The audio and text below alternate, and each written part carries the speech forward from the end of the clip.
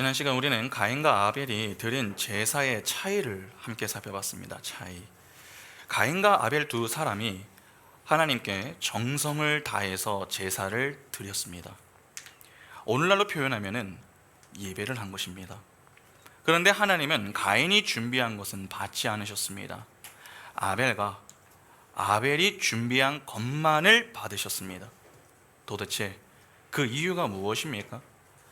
그들이 바친 재물의 차이가 아니라 그 재물을 바친 자들, 즉 존재의 차이 때문이었습니다. 분명 가인도 정성스럽게 재물을 준비하여 하나님께 바쳤습니다. 그러나 문제는 그는 하나님의 택함을 받은 자가 아니었습니다. 하나님은 거룩하신 분이십니다. 죄와 거리가 먼 분이십니다. 거룩하신 하나님은 죄인과 결코 함께하지 않으십니다. 죄인의 간구에 응답하지 않으시는 분, 그분이 바로 하나님이십니다. 여러분, 죄인에게서 나올 것은 무엇밖에 없습니까? 악밖에 없습니다. 그러니까 가인이 최선을 다해 제사를 준비했어도 그것은 하나님 보시기에 악에 불과한 것입니다. 그러나 아벨은 어떻습니까? 그는 장남이 아닙니다. 차자입니다. 그러나 하나님의 택함을 입은 의인이었습니다. 의인은 믿음으로 사는 자 아닙니까? 믿음은 외부에서 주어지는 것입니다. 또한 내게서 나올 것이 없고 불가능함을 인정하는 자들이 믿음을 가지고 살아갑니다. 그러니까 아벨은 자신의 불가능함을 인지하고 하나님의 은혜의 필요성과 중요성을 인지하며 살아갔던 자였던 것입니다. 그러면 여러분, 그가 바친 것은 무엇입니까? 재물이 아니라 자신을 바친 것입니다. 하나님은 바로 그 아벨의 믿음을 보시고 기쁘게 받으신 것이죠. 여러분, 예배는 대단히 중요한 문제입니다. 우리는 예배만 하면 하나님이 받으신다, 그렇게 생각을 하지만 그렇지 않습니다. 하나님이 받으시는 예배가 있고 받지 않으시는 예배가 있습니다. 때문에 우리는 예배를 하는 것도 중요하지만 하나님이 받으시는 예배를 하기 위한 노력도 해야 합니다. 하나님은 의인의 예배만을 받으십니다. 그런 점에서 우리는 예배 중에 우리의 정체성을 바르게 확인해야 합니다. 내가 의인인지 죄인인지를 말씀 가운데에서 바르게 확인을 해야 합니다. 그런데 하나님은 선택된 의인들에게 요구하시는 것이 있다, 그렇게 말씀을 드렸죠. 바로 첫 것을 요구하십니다. 이는 우리의 모든 것을 요구하시는 것이며 동시에 하나님이 기쁘게 받으시겠다라고 하는 말씀입니다. 때문에 정체성을 확인했다면 우리는 온전히 예배에 집중하여서 우리의 전부를 하나님께 내어드릴 수 있어야 합니다. 그 예배를 하나님이 기뻐 받으시는 것입니다. 성경에 예배라고 번역이 된 단어들의 의미가 다 그렇습니다. 구약에서 예배로 번역이 된 히브리어 단어는 아바드입니다. 아바드. 창세기 2장에서 하나님이 아담에게 경작을 시킬 때에 사용된 단어가 바로 이 단어였죠. 본래 이 단어는요, 노예가 주인을 섬길 때에 섬긴다라고 하는 의미로 사용이 되었습니다. 고대 시대에 노예는 주인의 소유물이었습니다. 그래서 주인 앞에서 노예는 여러분 자기 주장이라고 하는 것이 없었습니다. 그 의미를 담고 있는 단어가 아바드입니다. 그러면 적어도 아바드라는 여러분 단어만을 가지고 보더라도 예배는 어떤 의미가 되는 것입니까? 하나님을 예배할 때에 나는 없어지고 하나님만 드러나는 것이 됩니다. 나의 전부를 드린다라고 하는 것은 결국 내가 없어지는 것을 의미하는 것 아닙니까? 신약의 예배라고 번역이 된 헬라어 단어도 똑같습니다. 주로 예배라고 번역이 된 헬라어 단어는 프로스큐네오입니다. 여기서 프로스라고 하는 것은 전치사로 어디를 향하여 라고 하는 의미를 가지고 있고, 큐네오는 입을 맞추다 라고 하는 뜻입니다. 이 단어는 노예가 주인의 발에 진심을 담아서 감사와 사랑의 입맞춤을 하는 행위를 가리키는 용어입니다. 그런데 신약에서 예배라고 하는 이 단어가 또 하나가 있는데 그것이 바로 라트리오입니다. 라트리오. 이 단어는 영원히 한 주인만을 섬길 때에 사용하는 단어입니다. 그러면 이러한 내용들을 좀 종합해서 보면은 예배는 어떤 의미가 되는 것입니까? 예배의 대상에게만 관심을 가지고 그분의 영광을 위한 행위가 되는 것입니다. 그 의미를 담아서 예배를 영어로 표현한 것이 워십이죠. 가치를 의미하는 월스와 신분을 의미하는 십의 복합어입니다.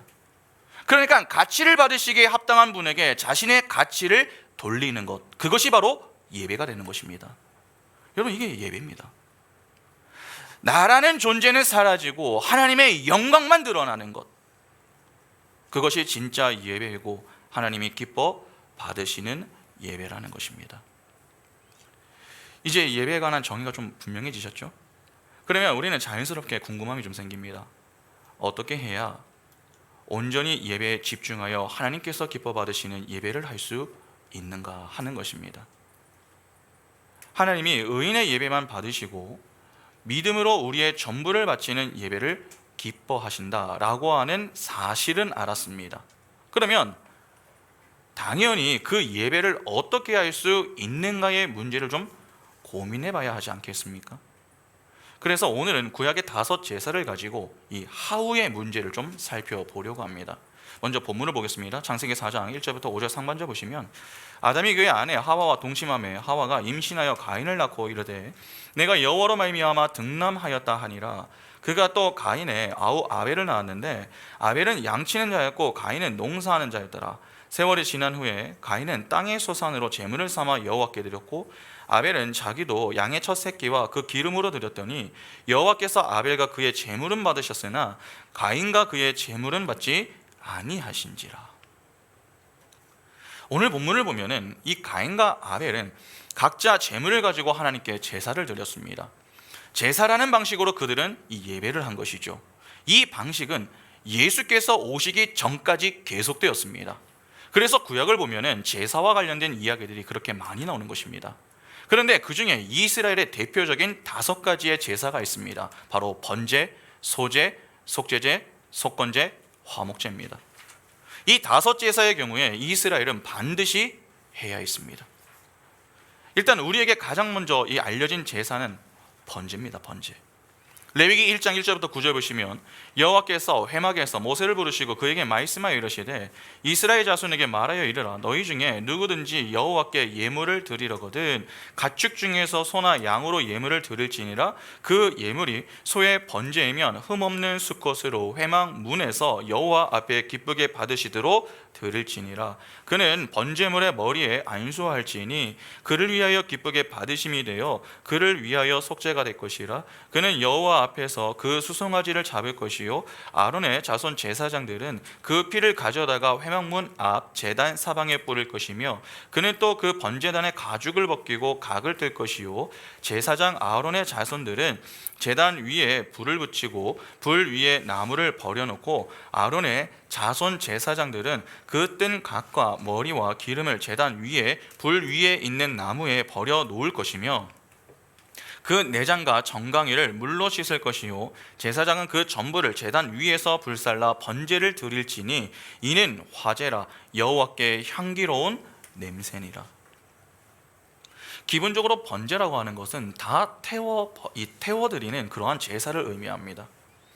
그런데 방금 읽은 3절을 보면은 하나님께 드릴 제물의 상태가 어떠해야 한다고 합니까? 흠이 없어야 한다고 하죠. 그러면 생각해 보시기 바랍니다. 여러분, 흠이 없는 제물을 바치기 위해서는 적어도 무엇을 해야 하는 것입니까? 그 제물의 상태를 살펴보는 준비 시간이 있어야 한다 하는 말이 됩니다. 그러니까 준비 없이 제사를 할 수 없다는 것입니다. 예배가 그렇습니다. 하나님께 예배하는 자는 반드시 예배를 준비해야 합니다. 실제로 하나님은 이스라엘에게 아무 준비 없이 제사를 하지 말라고 경고까지 했습니다. 출애굽기 23장 15절 보시면 너는 무교병의 절기를 지키라. 내가 내게 명령한 대로 아비벌의 정한 때에 이래 동안 무교병을 먹을지니 이는 그 달에 내가 애굽에서 나왔음이라. 빈손으로 내 앞에 나오지 말지니라. 출애굽기 34장 20절에 나귀의 첫 새끼는 어린 양으로 대속할 것이요 그렇게 하지 아니하려면 그 목을 꺾을 것이며 내 아들 중 장자는 다 대속할지며 빈손으로 내 얼굴을 보지 말지니라. 여기 보면 하나님이 무엇으로 나오지 말라고 합니까? 빈손으로 나오지 말라고 합니다. 빈손으로 나오지 말라는 말은 반드시 무언가를 가지고 나와야 한다 하는 말 아닙니까? 그러니까 준비 없이 나오지 말라는 것입니다. 무언가 준비를 해야 한다는 것이죠. 그러면 무엇을 가지고 나와야 합니까? 무엇을 준비해서 나와야 하느냐는 것입니다. 바로 대속제물입니다. 반드시 대속제물을 가지고 나와야 합니다. 그 말은 인간은 그 누구도 스스로 하나님 앞에 나갈 수 없음을 의미하는 것입니다.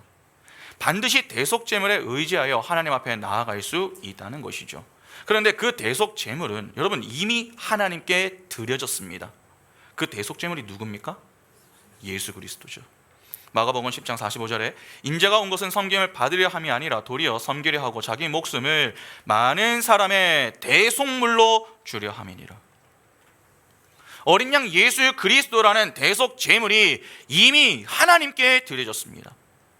우리는 바로 그 사실을 믿는 믿음으로 하나님께 나오는 것입니다. 그러니까 예배의 제물은 여러분 우리가 준비하는 것이 아닙니다. 하나님이 준비하는 것입니다. 창세기 22장 7절부터 14절 보시면 이삭이 그 아버지 아브라함에게 말하여 이르되 내 아버지여 하니 그가 이르되 내 아들아 내가 여기 있노라. 이삭이 이르되 불과 나무는 있거니와 번제할 어린 양은 어디 있나이까. 아브라함이 이르되 내 아들아 번제할 어린 양은 하나님이 자기를 위하여 친히 준비하시리라 하고 두 사람이 함께 나아가서 하나님이 그에게 일러주신 곳에 이른지라. 이에 아브라함이 그곳에 제단을 쌓고 나무를 버려놓고 그의 아들 이삭을 결박하여 제단 나무 위에 놓고 손을 내밀어 칼을 잡고 그 아들을 잡으려 하니 여호와의 사자가 하늘에서부터 그를 불러 이르시되 아브라함아 아브라함아 하시는지라. 아브라함이 이르되 내가 여기 있나이다 하매 사자가 이르시되 그 아이에게 내 손을 대지 말라. 그에게 아무 일도 하지 말라. 내가 내 아들 내 독자까지도 내게 아끼지 아니하였으니 내가 이제야 내가 하나님을 경외하는 줄을 아노라. 아브라함이 눈을 들어 살펴본즉 한 순양이 뒤에 있는데 뿔이 숯불에 걸려 있는지라. 아브라함이 가서 그 순양을 가져다가 아들을 대신하여 번제로 드렸더라. 아브라함이 그 땅 이름을 여호와 이레라 하였으므로 오늘날까지 사람들이 이르기를 여호와의 산에서 준비되리라 하더라. 아브라함이 이삭을 바치기 위하여서 모리아 산으로 올라갔습니다. 그런데 올라갈 때 이삭이 묻죠. 아버지 다른 것은 다 있는데 번제할 어린 양은 어디 있습니까? 그러자 아브라함이 뭐라고 합니까? 하나님이 다 준비해 놓으셨다. 그렇게 이야기합니다. 실제로 하나님은 그들을 위해서 다 준비해 놓으셨습니다. 그것으로 이후에 준비된 순양으로 그가 제사를 드리죠. 그래서 아브라함이 이후에 무엇을 고백합니까? 여호와 이레를 고백합니다. 이처럼 예배는 하나님이 준비하시는 것이지 우리가 준비하는 것은 아닙니다. 그 모든 준비물은 다 하나님이 준비하십니다. 때문에 우리는 모든 것을 다 준비해 놓으시는 하나님을 믿는 믿음에 근거하여서 하나님의 배려에 감사하는 마음을 가지고 나오면 되는 것입니다. 그래서 그 은혜의 하나님 앞에 순종하고 모든 영광을 주님께 돌리는 것이죠. 그러면 하나님이 다 준비하셨으니까 우리는 그냥 편하게 나오면 됩니까? 그렇지 않습니다. 하나님은 우리를 위하여 최선을 다하십니다. 그러나 동시에 우리 역시 하나님을 위하여 최선을 다해야 합니다. 다시 말해서 우리 역시 예배를 위해서 준비할 것이 있다는 말입니다. 하나님이 우리를 위하여 예배에 필요한 모든 준비를 다 해놓으셨습니다. 그러면 우리는 무엇을 준비해야 합니까? 그 모든 것을 준비해 놓으신 하나님께 감사할 준비를 해야 합니다. 여러분 감사는요 표현되어야 합니다. 그러면 그 표현은 어떻게 나타날 수 있는 것입니까? 예배 시간에 졸지 않고 온전히 집중하는 것으로 나타납니다. 찬양과 기도, 말씀 시간에 어떻게든 하나님이 주시는 은혜와 사랑을 놓치지 않으려고 합니다. 그런데 어떻습니까? 정말 그렇게 예배를 하고 계십니까? 의외로 많은 분들이 예배 시간에 졸음을 이기지 못하거나 다른 생각을 하고 지루하게 여깁니다. 졸다가 목사가 잠시 재미난 이야기를 하면은 그때에 잠시 정신을 차렸다가 금방 이전으로 돌아가죠. 그러니까 고개가 잠깐 올랐다가 다시 내려가는 겁니다. 어떤 분들은 오전부터 교회에 와서 오후까지 졸다가 가는 분도 있습니다.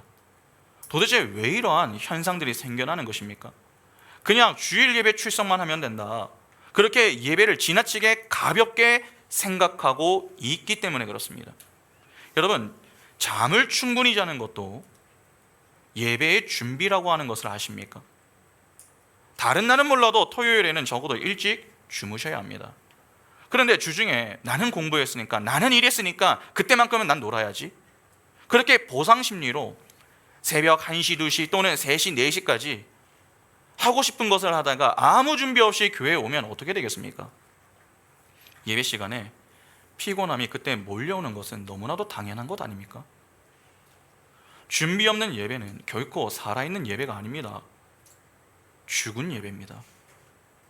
재물의 상태에 흠이 있는 것과 다르지 않다는 것입니다. 하나님은 절대 그러한 자의 예배를 받지 않으십니다. 오늘날 그냥 출석만 해주면 신앙이 좋은 것처럼 여러분 여겨지지만 그렇지 않습니다. 예배하려면 똑바로 해야 합니다.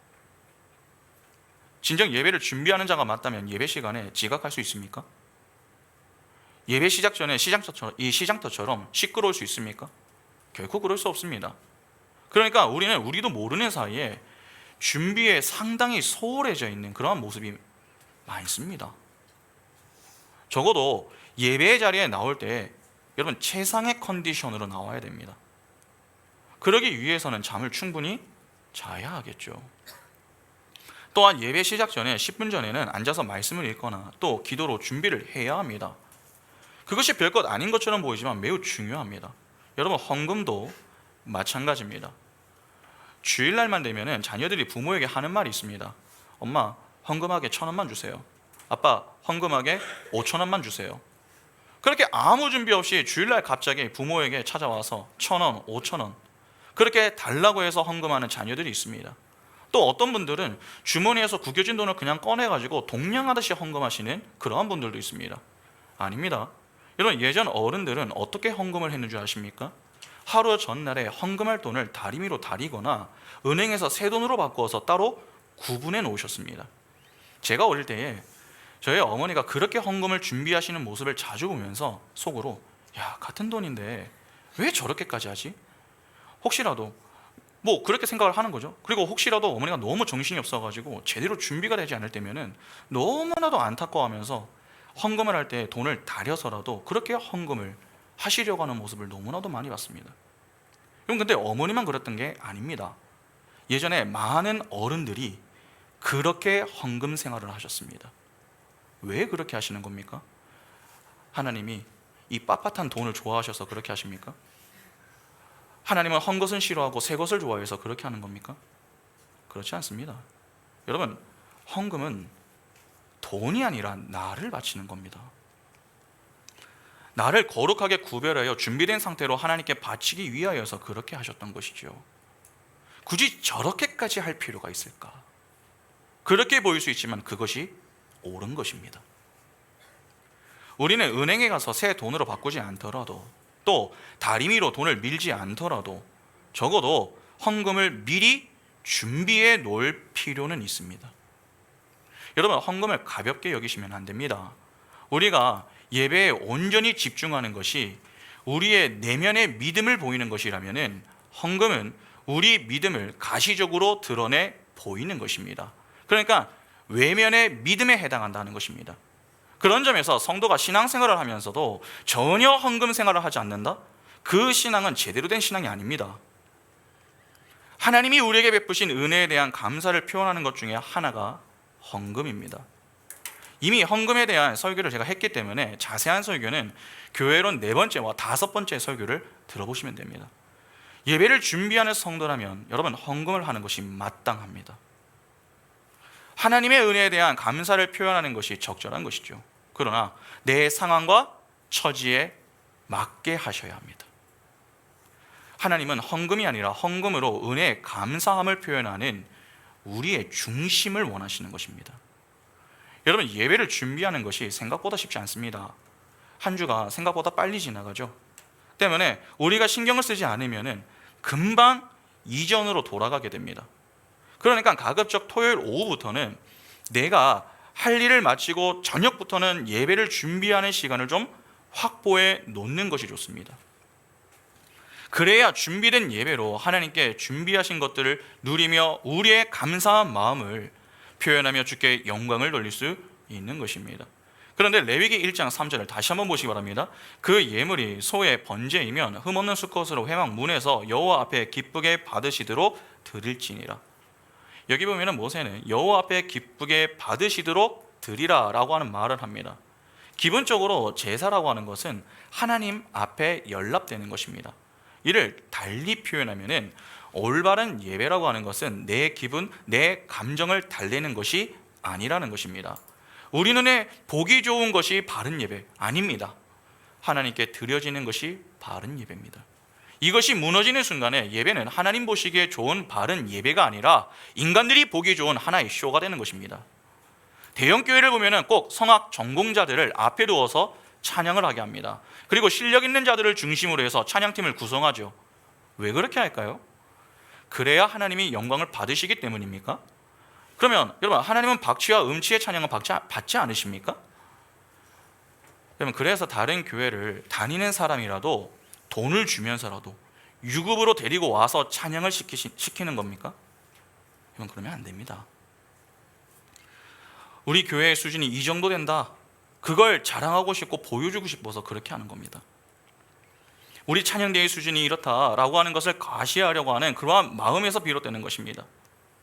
예배는 하나님께 올려지는 것입니다.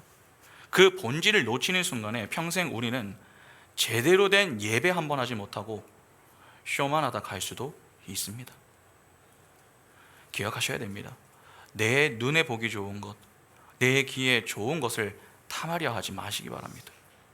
우리의 모든 관심은 하나님이 이 예배를 받으시는가, 하나님께 영광을 돌리는 예배인가, 그것에 있어야 합니다. 우리의 오감에 만족을 주는 예배를 찾지 마시고 하나님이 받으시는 예배를 찾으셔야 합니다. 번제를 드리는 자들은 짐승의 머리에 안수를 해야 있습니다. 레위기 1장 4절 보시면 그는 번제물의 머리에 안수할지니 그를 위하여 기쁘게 받으심이 되어 그를 위하여 속죄가 될 것이라. 제사를 드리는 자가 짐승의 머리에 이 안수를 하는 것은 자신의 모든 죄를 흠없는 제물에게 정가시키는 이 회개의 행위입니다. 죄의 삭은 무엇입니까? 사망입니다. 그러나 인간이 스스로 죽을 수 없기 때문에 자신의 죄를 짐승에게 정가시켜서 그 번제물은 곧 내가 되어서 죽는 것입니다. 그렇게 자신의 죄가 정가된 제물이 하나님께 드려지려면 제사를 드린 자의 죄가 이제 사해지는 것입니다. 하나님께 드려지면. 그러면 생각해 보시기 바랍니다. 적어도 제사를 드리는 자는 여러분 자신이 어떤 존재임을 자각하는 자입니까? 죄인임을 인식하는 자입니다. 그러니까 예배하는 자는 하나님 앞에서 자신이 죄인임을 인식하고 깊은 회개를 반드시 동반해야 하는 것입니다. 자신이 여전히 죄인됨을 인식하되 그럼에도 우리에게 쏟아지는 용서를 경험한 자는 결코 예배를 가볍게 여기지 않습니다. 자신을 구원해 주신 하나님께 할 수 있는 모든 최선을 다해서 예의를 갖춥니다. 다시 말해서 하나님을 예배하는 자리에 함부로 나오지 않는다는 것이죠. 여기서도 우리가 좀 고민해 볼 문제들이 있습니다. 요즘 교회들을 보면은 지나치게 편안한 옷차림으로 교회에 나오는 사람들이 있습니다. 추리닝을 입고 오거나 슬리퍼를 끌고 오는 분들이 있습니다. 어떤 분들은 옷차림이 무엇이 그렇게 중요합니까? 그래도 하나님 앞에 나온 것이 귀한 것 아닙니까? 이를 별로 문제 삼지 않는 분들도 있습니다. 그러나 그렇지 않습니다. 그것은 교육을 시켜야 하는 문제입니다. 옷차림을 신경 쓰셔야 합니다. 하나님 앞에 나오는 자리에 편하게 나오는 것은 구원의 은혜에 대한 감격과 감동이 없기 때문입니다. 결혼식이나 특별한 곳에 갈 때에, 교회를 갈 때 여러분 언제 더 옷에 신경을 씁니까? 결혼식이나 장례식장에 갈 때에 추리닝 입고 가는 사람 보셨습니까? 누군가를 기념하는 자리에 갈 때 사람들은 그냥 가지 않습니다. 어떻게든 최소한의 예의를 갖추어서 갑니다. 그런데 교회는 왜 그렇게 하지 않는 것입니까? 자신을 사망에서 건져주신 하나님을 기념하는 그 거룩한 자리에 왜 대충 나오는 것입니까? 세수도 하지 않고 대충 모자를 눌러 쓰고 슬리퍼를 신고 추리닝을 입고 오는 것을 어떻게 생각해야 합니까? 분에 넘치는 화려한 옷을 입고 나와라 하는 말이 아닙니다. 최소한의 예를 갖출 필요가 있다는 것입니다. 그리고 또 한 가지가 있습니다. 코로나를 지나면서 교회에 많이 바뀐 문화 중에 하나가 예배 전에 음료를 가지고 오는 문제입니다. 특히 젊은 분들의 경우 이 문제가 매우 심각합니다. 어느 순간 예배 시작 전에 물을 떠놓거나 카페에서 커피를 사가지고 들어 예배하시는 그러한 분들이 점점 늘고 있습니다. 여러분, 이거 괜찮은 것입니까? 죄송하지만 그 역시 문제가 있습니다. 전에 어느 교회에서 이런 문제가 좀 있었습니다. 목사님 한 분이 예배 중에 카페에서 차를 마시는 것은 좋습니다. 다만 차를 다 마시고 예배당에 들어오십시오. 예배 시간에는 마시지 않는 것이 바람직합니다. 그렇게 말씀을 하셨습니다. 그런데 그 말을 듣고서 예배 이후에 한 청년이 그 목회자를 향해서 이렇게 이야기를 했습니다. 목사님도 물 마시잖아요. 그런데 우리는 왜 안 됩니까? 물이나 커피나 무엇이 다릅니까?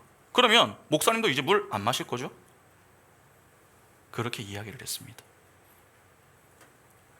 여러분, 보통 교회마다 강대상이 이렇게 물잔이 이렇게 있지 않습니까? 그것을 가지고 목회자에게 불편함을 드러낸 것입니다. 어떠십니까? 강대상에 물잔이 있기 때문에 회중석에 있는 자들도 물을 떠놓고 커피를 사가지고 마셔도 되는 것입니까? 상당히 어리석은 모습입니다. 강대상에 왜 물잔을 준비해 놓는 것입니까? 앞에서 설교하는 목회자가 말을 많이 하다 보면은 목이 마를 수도 있고 장기침을 할 경우를 대비해서 예배에 지장을 주지 않기 위해 준비해 놓는 것입니다. 예배 시간에 말을 많이 하는 사람이 누굽니까? 목회자입니다. 그러나 회중석에 앉아 참여하는 분들은 어떻습니까? 찬양과 기도를 제외하고는 거의 말을 하지 않습니다. 말씀을 듣는 시간이 많지 말을 하는 시간은 별로 없습니다. 그런데 그것을 동일선상에 두어서 목사도 물을 마시는데 왜 우리는 안 되느냐? 그렇게 묻는다면 어떻게 되는 것입니까? 여러분, 질문은 그 사람의 수준을 보여준다라고 하는 것을 아십니까? 그러니까 질문이라고 다 같은 것이 아닙니다. 그런 점에서 그 청년의 질문은 사실 적절한 질문은 아닙니다. 분명 예배 중에 물이 필요할 때가 있습니다. 어르신들의 경우 물이 필요하기도 하고 또 감기나 특별히 장기침이 자꾸 나는 등 특별한 상황 때문에 물을 준비해야 할 때가 있습니다. 그러나 그러한 상황이 아니라면은 예배 시간에 물이나 커피는 올려놓지 않는 것이 바람직합니다. 잠을 깨기 위해 준비할 수 있습니다. 그러나 눈에 보이지 않게 하십시오. 그러면 누군가는 궁금할지 모르겠습니다. 목사님, 그러면 그동안에는 왜 이 부분을 지적하지 않으셨습니까? 하는 것입니다. 그게 두 가지 이유 때문입니다. 하나는 그렇게라도 예배에 집중하려고 하는 그러한 노력으로 제가 보려고 했기 때문이고, 다른 하나는 설교 시간을 통해 이 부분을 다루는 것이 지혜롭다, 그렇게 보았기 때문입니다. 우리의 교회, 여러분, 우리 교회의 모습도 한번 보시기 바랍니다. 다른 교회에 비해서 은근히 이 예배 분위기가 자유로운 편입니다. 뒤에 얼음 정수기가 있다가 보니까 너도 나도 전부 컵에 얼음물 받아놓거나 음료를 타서 자리에 올려놓고 예배에 임합니다. 누군가는 근접 카페에서 커피를 사서 책상에 올려놓으며 그냥 편하게 예배 중에 마시고, 화장실 가고 싶으면 화장실 가고, 그렇게 하는 겁니다. 만일 정수기가 없었다면 그렇게 하실 수 있겠습니까? 다른 교회에서도 그렇게 커피를 사들고 편하게 가서 예배 시간에 마음대로 화장실에 왔다 갔다 그렇게 다니며 예배할 수 있겠습니까? 여러분, 우리는 거룩하신 하나님 앞에 예배를 하는 자들입니다. 연극을 보러 온 자들이 아님을 아셔야 됩니다. 옷차림뿐만 아니라 물과 음료의 문제도 생각을 하셔야 합니다. 하나님 앞에서 우리가 갖추어야 할 최소한의 예의를 갖추어야 합니다. 그것을 갖추지 않으면 예배는 점점 자유로워지고 본질을 잃어버리게 됩니다. 편하고 즐거워야 합니다. 그러나 그것이 본질을 훼손하는 방향으로 가서는 안 됩니다. 레위기 1장 5절도 다시 한번 보시기 바랍니다. 그는 여호와 앞에서 그 수송아지를 잡을 것이요, 아론의 자손 제사장들은 그 피를 가져다가 회막문 앞 제단 사방에 부을 것이며. 본절을 보면은 번제를 드리는 자는 자신의 죄를 전가시킨 제물을 직접 죽여야 합니다. 그리고 제물의 가죽도 직접 벗겨야 하고 자기 제물의 각을 떠야 합니다. 또한 제물의 내장도 물로 씻어내야 했습니다. 그러면 결국 하나님께 제사를 드리는 자는 제물을 죽이면서 누구를 죽이는 것입니까? 자기를 죽이는 것입니다. 하나님께 제사를 드리는 자는 제물의 가죽을 벗기면서 자신의 위선의 가죽도 벗기는 것입니다. 각을 뜨면서 자신의 죄도 각을 떠서 하나님 앞에 드려야 하는 것입니다. 또한 번제물의 내장을 씻어내면서 자신의 몸으로 지은 죄, 마음으로 지은 죄까지도 하나님 앞에서 다 씻어 놓아야 하는 것입니다. 그런 정신이 그대로 우리의 예배 속에 깃들어 있는 것입니다. 그러면 예배는 무엇을 하는 시간임을 알 수 있습니까? 자기 자신의 각을 뜨는 시간이자 자기를 죽이는 시간이요, 자기의 생각과 마음까지도 하나님 앞에 낱낱이 열어 내려놓는 시간입니다. 그러면 여기서 우리는 이런 질문을 던질 수 있습니다. 구약 시대에는 제사를 드리는 자가 제물의 각을 뜨고 죽였는데 우리는 무엇을 사용해서 나 자신의 각을 뜨고 죽일 수 있는가 하는 것이죠. 히브리서 4장 12절과 13절을 보시면 이렇게 말씀합니다. 하나님의 말씀은 살아있고 활력이 있어 좌우에 날선 어떤 검보다도 예리하여 혼과 영과 및 관절과 골수를 찔러 쪼개기까지 하며 또 우리의 또 마음의 생각과 뜻을 판단하나니 지으신 것이 하나도 그 앞에 나타나지 않음이 없고 우리의 결산을 받으실 이에 눈앞에 만물이 벌거벗은 것 같이 드러나느니라. 무엇입니까? 바로 하나님의 말씀입니다. 하나님의 말씀 앞에서 우리 자신의 각을 뜰 수 있고 그 말씀의 검으로 우리를 죽일 수 있습니다. 이 사실을 알면 우리는 결코 예배 시간에 멍하니 있을 수도 없고 졸 수도 없는 것입니다. 아무리 주변에서 어떤 상황이 일어나도 예배에 온전히 집중할 수 있어야 합니다. 그러나 그렇지 않고 매 시간마다 지각을 하거나 졸고 안드로메다에 가 있으면 복음을 진짜 아는 자요 이해하고 믿는 자다 그렇게 말하기 어려운 것입니다. 두 번째 제사는 소제입니다. 소제는 충성과 헌신의 제사입니다. 레위기 2장 1절과 2절을 보시면 누구든지 소제의 예물을 여호와께 드리려거든 고운 가루로 예물을 삼아 그 위에 기름을 붓고 또 그 위에 유향을 놓아 아론의 자손 제사장들에게로 가져갈 것이요 제사장은 그 고운 가루 한 움큼과 기름과 그 모든 유향을 가져다가 기념물로 제단 위에서 불사를 지니 이는 화제라 여호와께서 향기로운 냄새니라. 여러분, 소제의 소는 힐소자입니다. 힐소. 번제가 짐승을 태워서 드리는 제사라면 이 소제는 곡식을 빻아서 불사르는 제사다 그렇게 보시면 됩니다. 여기서 우리는 소제의 정신을 엿볼 수 있습니다.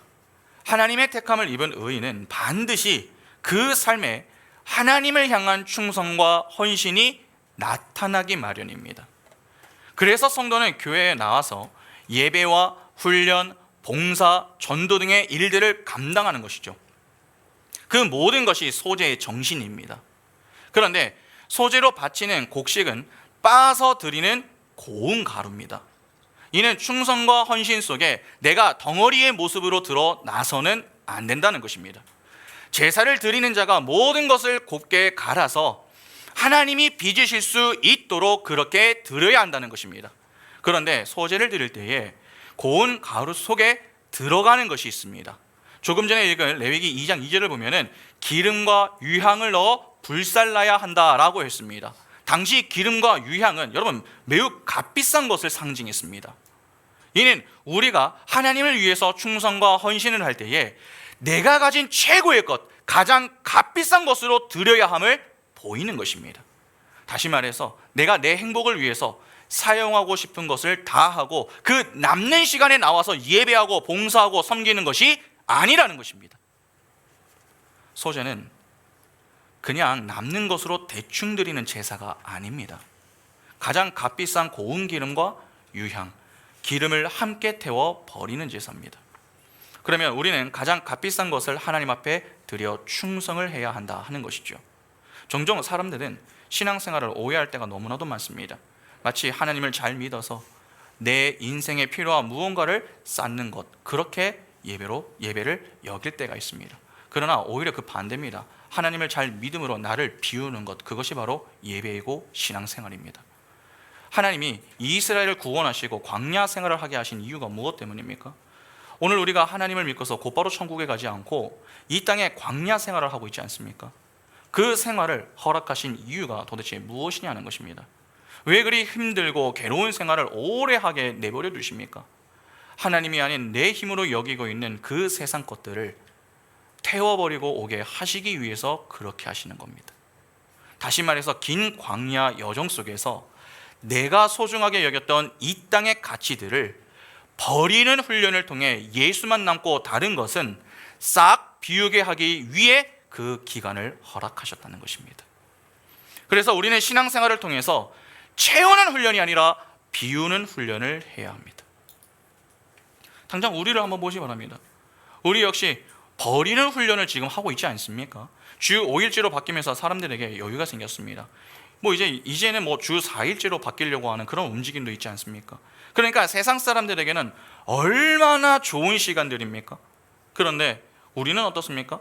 주일 아침에 지금 이렇게 나와서 예배를 하고 있습니다. 여러분, 예배하면 돈 줍니까? 오히려 그 반대로 내 돈을 헌금함에 버리고 있지 않습니까? 시간도 똑같습니다. 내 귀한 시간을 예배하는데 낭비하고 있습니다. 그러니까 세상 사람들 눈에는 우리의 모습이 어리석게 보일 수밖에 없는 것이죠. 왜냐하면 그 시간들이면 자기 개발을 위해서 사용할 수 있는 것들로 그들은 보기 때문에 그렇습니다. 때문에 어떠한 면에서는 우리는 우리에게 소중한 것들을 지금 태워버리고 있는 것입니다. 그러나 그것이 바로 예배의 중요한 정신입니다. 세상 사람들이 신을 믿는 이유와 기독교는 많이 다릅니다. 세상 사람들은 자신이 갖고 있는 것을 투자해서 더 큰 이익을 내려고 신을 믿습니다. 헌금을 많이 하면 더 큰 복을 준다고 생각하고 봉사를 많이 하면 그만큼 더 많은 복이 자신에게 돌아올 것이다, 그렇게 여깁니다. 그러나 기독교는 그렇지 않습니다. 남들만큼 헌금하지 않고 봉사가 조금 부족하다고 복을 받지 못하는 것도 아니고 많이 한다고 복을 더 받는 것도 아닙니다. 만일에 그러한 논리라면 아나니아와 삽비라 이야기는 어떻게 이해를 해야 하며 또 두 렙돈을 넣은 과부를 칭찬하신 예수를 어떻게 이해해야 합니까? 예배와 헌금, 봉사, 충성은 우리의 어떤 업적을 내기 위해서 하는 게 아닙니다. 오히려 구원받은 우리를 하나님의 자녀로 만들어가기 위한 하나님의 방법입니다. 오해하지 마시기 바랍니다. 하나님은 창조주이십니다. 모든 만물을 창조하신 전지전능하신 분이십니다. 모든 것이 그분의 것입니다. 그분은 거지가 아닙니다. 시간과 물질을 바치면서 거지에게 동냥하듯 선심 쓰듯 할 것 같으면 차라리 하지 않는 것이 더 바람직합니다. 오히려 하나님이 베푸신 구원의 은혜에 감사함으로 우리의 모든 것, 최고의 것을 아낌없이 내어드리는 그 충성과 헌신, 헌금, 기도, 찬양, 예배를 기쁘게 받으시는 것입니다. 그런데 소제를 드릴 때 주의할 것이 있습니다. 레위기 2장 11절에 너희가 여호와께 드리는 모든 소제물에는 누룩을 넣지 말지니 너희가 누룩이나 꿀을 여호와께 화제로 드려 사르지 못할지니라. 여러분, 소제를 드릴 때에 넣지 말아야 할 것이 있습니다. 바로 누룩입니다. 여러분, 누룩은 빵을 부풀릴 때에 사용을 하죠. 이 말은 헌신과 충성을 부풀려서 자랑하지 말라는 것입니다. 반면에 소제를 드릴 때에 반드시 넣어야 하는 것이 있습니다. 레위기 2장 13절에 내 모든 소제물에 소금을 치라. 내 하나님의 언약의 소금을 내 소제에 빼지 못할지니 내 모든 예물에 소금을 드릴지니라. 무엇입니까? 소금입니다. 소금을 치라 하는 것은 헌신과 봉사에 녹아들어가 겉으로 나타나서는 안 된다라고 하는 것을 이야기하는 것입니다. 여러분, 우리는 예배할 때에 그냥 편하게 나와서 예배하는 것 같지만 사실은 그렇지 않습니다. 소금과 같이 숨겨진 손길이 얼마나 많은 줄 모릅니다. 우리 교회를 한번 생각해 보시기 바랍니다. 한 번의 예배를 위해서 하루 전날에 청소하기 위하여 나오는 청소년들과 청년들이 있습니다. 성도님들이 보다 편하게 찬양하고 말씀을 보실 수 있도록 PPT 작업을 해주는 손길도 있고 예배당에 들어왔을 때 어색하지 않도록 안내해 주시는 분들, 그리고 예배 후에 맛있는 점심을 준비해 주시는 손길 등 다양한 분들의 헌신과 봉사 그리고 충성이 있습니다. 그래서 우리가 그분들의 수고와 노력으로 쾌적한 환경 속에서 편하고 즐겁게 예배하고 식사까지 할 수 있는 것입니다. 그렇게 눈에 보이지 않는 헌신과 봉사가 소금을 친 제사입니다. 그러나 그 일을 하면서 나 매주 이렇게 해, 나 이렇게 하고 있는데 나 좀 알아줘, 그렇게 자신의 수고와 노력을 사람들에게 자랑하고 과시하지 않습니다.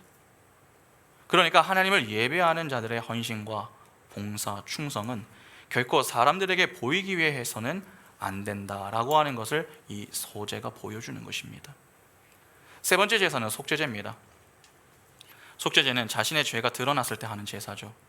레위기 4장 13절부터 보시면 만일 이스라엘 온 회중이 여호와의 계명 중에 하나라도 부지 중에 범하여 허물이 있으나 스스로 깨닫지 못하다가 그 범한 죄를 깨달으면 회중은 수송아지를 속죄제로 드릴지니 그것을 회막 앞으로 끌어다가 회중의 장로들이 여호와 앞에서 그 수송아지 머리에 안수하고 그것을 여호와 앞에서 잡을 것이요 기름 부음을 받은 제사장은 그 수송아지의 피를 가지고 회막에 들어가서 그 제사장이 손가락으로 그 피를 찍어 여호와 앞 휘장 앞에 7번 뿌릴 것이며 또 그 피로 회막 안 여호와 앞에 있는 제단 뿔들에 바르고 그 피 전부는 회막문 앞 번제단 밑에 쏟을 것이며 그것의 기름은 다 떼어 제단 위에 불사르되 그 수송아지를 속죄제의 수송아지에게 한 것 같이 알지며 제사장이 그것으로 회중을 위하여 속죄한즉 그들이 사함을 받으리라. 속죄제는 자신의 죄가 드러나면 곧바로 제사를 드리게 되어 있었습니다. 그러면 우리는 언제 죄를 깨달을 수 있습니까? 말씀 앞에 섰을 때입니다. 따라서 우리의 죄를 보기 위해서는 항상 하나님의 말씀 앞에 자기를 비춰 보아야 합니다. 속죄제 역시 번제와 같이 자기를 바칠 제물에 안수를 하고 각을 떠야 합니다. 이는 말로만이 아니라 실제 행동으로 속죄를 해야 한다 하는 것을 보여주는 것이죠. 그러니까 우리는 말씀을 들을 때 여러분 가만히 들으면 안 됩니다. 그 말씀을 상고하며 들어야 합니다. 그리고 그것이 관념적인 신앙이 되지 않고 인격적인 신앙이 되도록 부단히 애를 써야 합니다. 말씀이 똑같이 주어졌다고 해서 다 똑같이 적용할 수 있습니까? 없습니다. 같은 말씀이지만 적용은 각기 다를 수 있습니다. 그러나 중요한 것은 그 다른 적용 속에 반드시 속죄가 행동으로 나타나야 한다는 것입니다. 네 번째 제사는 속건제입니다. 속죄제와 속건제를 혼동하시는 분들 참 많죠. 속죄제는 이미 지은 죄로 더 이상 돌이킬 수 없는 죄에 대해 속죄를 할 때 드리는 제사이고, 속건제는 자기 잘못에 대한 보상의 여지가 남았을 때에 드리는 제사입니다. 속건제가 주는 의미는 바른 예배를 하기 위해서 우리는 그냥 경건한 척 가만히 있으면 안 된다라고 하는 것입니다. 우리의 삶이 예배의 삶으로 변해야 한다는 것이죠. 우리는 교회당에서 거룩한 척 연기를 참 잘합니다. 그러나 교회 밖으로 나가는 그 순간에 거룩과는 거리가 먼 인생을 사는 경우가 많죠. 그러면 안 됩니다. 이런 부산의 어느 한 교회의 청년들이, 제가 이제 대학 고신대에서 신학과에 있을 때에 제 친구들이 한 얘기입니다. 부산에서 청년부에서 이제 찬양팀이 열심히 이제 회의를 하고 의논을 했습니다. 그러고 나서 밥을 먹으러 가자. 그런데 밥을 먹었습니다. 그러고 나서 2차로 술자리를 갔습니다. 그 사람들이 뭐라고 얘기를 하는 줄 아십니까? 위하여 이러면서 같이 술잔을 부딪히면서 그게 자기네들의 교제라고 생각을 한 거죠. 여러분, 그것이 거룩과 무슨 연관이 있습니까? 그게 거룩과 관련이 있습니까? 그렇지 않습니다. 그런데 자기네들끼리는 좋다고 그 술자리를 가서 같이 술잔을 부딪히며 우리가 더 주를 위하여 그러면서 술잔을 부딪혔답니다. 그 얘기를 듣는데 여러분, 그것이 좋게 웃을 이야기가 아닙니다. 그런데 그러한 모습들이 의외로 많다는 것입니다. 그러니까 교회에서는 그런 얘기를 하지 않습니다. 누가 교회에서 술 얘기를 합니까? 누가 교회에서 담배 이야기합니까? 그런데 밖에 나가서는 그렇게 하지 않는다는 것입니다. 실제 부산에 좀 부끄러운 이야기지만 그러한 청년들이 많습니다. 그렇게 해서 모임을 갖는 청년들이. 근데 그게 남의 일이 아닐 수 있다는 것입니다. 그러면 안 된다는 것입니다. 우리가 하나님께 용서를 받았다면 우리가 다른 이들의 마음을 아프게 했던 것에 대해서 진심으로 사과하는 행위로 여러분 반드시 옮겨져야 됩니다. 하나님은 우리에게 하나님과 이웃과의 관계를 바르게 정립하고 그 관계를 요구하는 것을 성실하게 수행해내라고 우리에게 신앙생활을 허락하시는 것입니다. 만일 교회는 열심히 나오면서 정작 세상 속에서 남에게 자꾸 이 불행을 주는 그러한 삶을 살아가면서 사과 한마디 없이 그냥 나는 내 구원만 중요하다 그렇게 여기며 사는 자가 있다면 죄송하지만 그는 신자가 아닐지도 모릅니다. 마태복음 5장 23절과 24절 보시면 그러므로 예물을 제단에 드리려다가 거기서 내 형제에게 원망 들을 만한 일이 있는 것이 생각나거든 예물을 제단 앞에 두고 먼저 가서 형제와 화목하고 그 후에 와서 예물을 드리라. 그런데 이와는 여러분 완전히 정반대의 사람도 있습니다. 빠른 인정과 사과는 합니다. 그러나 이후 변화 없이 또 똑같이 잘못을 반복하는 사람도 있습니다. 그 역시 자신만 생각하는 모습과 다르지 않은 것이죠. 나를 보호하기 위한 방편으로 하는 형식적인 사과 역시 남에게 불행을 주기 때문에 사과하지 않는 것과 별반 차이가 없습니다. 그러니까 중요한 것은 사과의 여부가 아니라 남을 위해 내가 변하여 남을 섬기고 희생하고 사랑할 수 있느냐, 그게 진짜 중요한 것입니다. 그러니까 우리는 하나님을 바르게 예배하기 위해서 엄청난 준비와 노력이 필요한 것입니다. 우리는 어디서든지 우리가 예배자라는 사실을 잊으면 안 됩니다. 여러분, 우리가 이 자리에 있다고 해서 이 자리에서만 예배자가 되는 게 아닙니다. 우리의 삶의 모든 자리에서 우리는 동일한 예배자입니다. 그 사실을 잊으시면 안 됩니다. 마지막 5번째 제사는 화목제입니다. 화목제는 잔치 제사라고 보시면 됩니다. 화목제는 여러분 3가지 제사가 있습니다. 감사제, 서원제, 낙헌제입니다. 감사제는 감사드릴 일이 있을 때 하는 제사입니다. 서원제는 하나님께 서원하거나 서원이 끝났을 때 하는 제사고, 낙헌제는 하나님이 좋아서 드리는 제사입니다. 가인과 아벨의 제사는 바로 이 감사제에 해당합니다. 감사제는 양이나 곡물 다 무방합니다. 그러니까 제물은 아무 문제가 되지 않음을 여기서도 확인할 수 있는 것이죠. 화목제는 다른 제사들과 분명한 차이가 하나 있습니다. 레위기 7장 15절부터 18절 보시면 감사함으로 드리는 화목제물의 고기는 드리는 그 날에 먹을 것이요 조금이라도 이튿날 아침까지 두지 말 것이니라. 그러나 그의 예물에 제물이 서원이나 자원하는 것이면 그 제물을 드린 날에 먹을 것이요 그 남은 것은 이튿날에도 먹되 그 제물의 고기가 셋째 날까지 남으면 불사를지니 만일 그 화목 제물의 고기를 셋째 날에 조금이라도 먹으면 그 제사는 기쁘게 받아들여지지 않을 것이라. 드린 자에게도 예물답게 되지 못하고 도리어 가증한 것이 될 것이며 그것을 먹는 자는 그 죄를 짊어지리라. 여기 보면 감사제의 경우에 드린 제물을 당일에 다 먹어야 한다라고 하고, 서원제나 낙헌제의 경우에는 다음 날까지 다 먹어야 한다라고 하는 내용이 나옵니다. 만일에 3일째 되는 날에도 고기가 남으면 고기를 다 태워버려야 합니다. 그러나 고기를 태우지 않을 경우 그 제사는 저주가 된다라고 하는 것이 바로 이 화목제의 특징입니다. 여러분, 다른 제사는 먹습니까? 먹지 않습니다. 오직 화목제만 고기를 먹습니다. 아마 누군가는 하루면 고기 다 먹을 수 있지 않습니까? 그렇게 생각할지 모르겠습니다. 그러나 여기서 말하는 고기는 소 한 마리입니다. 주로 소 한 마리를 잡으면 800kg 정도의 고기가 나온다고 합니다. 그런데 그 중에 기름은 태우고 가슴살과 왼쪽 뒷다리 하나는 제사장에게 줍니다. 그리고 그 나머지를 제사 드린 자가 먹어야 합니다. 그러면 그 양이 약 300kg 정도라고 합니다. 약 500근 정도가 되는 엄청난 양이죠. 감사제는 당일에 다 먹어야 한다고 했습니다.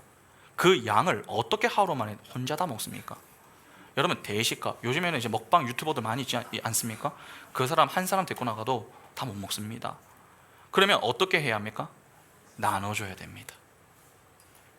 그런데 이때 나눠주는 대상이 중요합니다. 내가 좋아하는 사람만 주는 게 아닙니다. 내가 미워하는 원수까지도 다 주어야 고기를 다 먹을 수 있습니다. 그러면 화목제를 통해서 배울 수 있는 것은 무엇입니까? 내가 하나님과 화목하게 되기 위해서 제사를 드리려면 내가 나의 원수까지도 섬겨야 한다라고 하는 것을 배울 수 있는 것입니다. 그 원수에게까지 고기를 나누지 않으면 지금 드리는 제사는 저주가 되는 것입니다. 그것이 오늘날의 예배까지 그대로 흘러오고 있는 것입니다. 왜 우리가 성도의 교제를 나눌 때에 내가 좋아하는 사람만이 아니라 나와 마음이 조금 맞지 않는 자와도 함께 해야 하는지 조금 이해가 되십니까? 이것이 바로 구약의 5 제사 속에 숨겨진 예배의 의미들입니다. 그러면 이러한 내용들을 종합해서 볼 때에 여러분, 예배는 어떻게 해야 하는 것입니까? 하나님의 영광만을 위해서 나의 존재를 굴복시키고 하나님의 말씀으로 나의 죄된 것을 각드며 하나님께 최고의 것으로 충성하고 헌신의 열매를 맺어 원수까지도 섬겨 축제의 장이 되게 하는 것, 그렇게 하는 것이 바로 예배입니다. 어떠십니까? 우리가 생각하던 예배의 개념과 비슷합니까? 예배는 절대 대충 하는 것이 아닙니다. 잠시 와서 명상하다 가는 그러한 시간이 아닙니다. 많은 준비가 필요하고 우리의 모든 에너지를 다 쏟아부어야 하는 그러한 귀한 시간입니다. 아마 어떤 분들은 목사님, 우리가 이러한 예배를 할 수 있겠습니까? 그렇게 걱정되시는 분들이 계실지 모르겠습니다. 할 수 있습니다. 우리는 예수 그리스도 안에서 거듭난 의인들입니다. 하나님은 의인의 예배를 기뻐 받으십니다. 우리가 할 것은 그분의 말씀에 순종하며 믿음으로 반응하기만 하면 되는 것입니다. 그러면 우리가 할 예배는 무엇입니까? 로마서 12장 1절과 2절에 그러므로 형제들아, 내가 하나님의 모든 자비하심으로 너희를 권하노니 너희 몸을 하나님이 기뻐하시는 거룩한 산 제물로 드리라. 이는 너희가 드릴 영적 예배니라. 너희는 이 세대를 본받지 말고 오직 마음을 새롭게 함으로 변화를 받아 하나님의 선하시고 기뻐하시고 온전하신 뜻이 무엇인지 분별하도록 하라. 우리가 하나님께 해야 할 예배는 바로 우리 몸을 하나님이 기뻐하시는 거룩한 산 제물로 바치는 영적 예배입니다. 그 예배를 할 수 있는 자들로 하나님이 우리를 택하셨습니다. 그 예배를 할 수 있도록 우리에게 말씀하셨습니다. 그 예배를 통해 하나님이 기뻐 받으시겠다고 약속하셨습니다. 이제는 우리의 몫입니다. 우리의 오감을 만족시켜줄 그러한 예배가 아니라 하나님이 기뻐 받으실 예배를 해야 하지 않겠습니까? 믿음의 눈을 열고 오늘도 우리의 예배를 기쁘게 받으시기 위해서 말씀으로 함께 하시는 그 하나님을 바라보시기 바랍니다. 그리하여 그동안 잘못된 습관들을 성령의 은혜 가운데 회개하고 씻어내며 다시 한번 거룩한 산 제물로 하나님이 기뻐하시는 영적 예배로 날마다 하나님께만 영광 돌리는 복된 모습이 바로 우리 교회의 모습이 될 수 있기를 간절히 소망합니다. 함께 찬양하겠습니다.